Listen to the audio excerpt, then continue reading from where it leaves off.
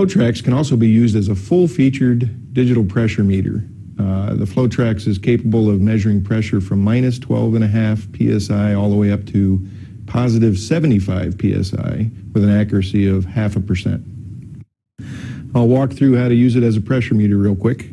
First, you want to empty the fluid from the Trax. And you can do that by selecting the function button on the front and then going to the clean glass function, which will expel any water from the system before using it as a pressure meter.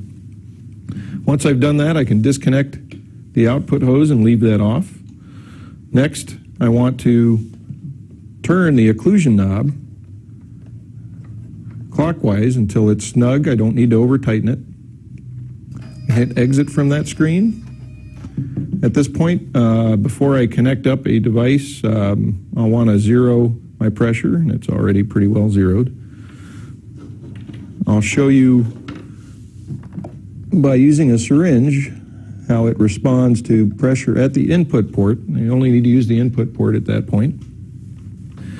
So I'm going to pressurize the Trax now that I've occluded it and expelled the water. You can see there that the pressure is rising.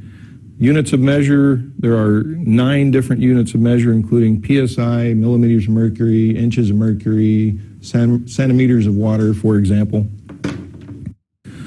So at that point, you've got a pressure meter designed into the IV pump analyzer so you don't have to carry a separate device.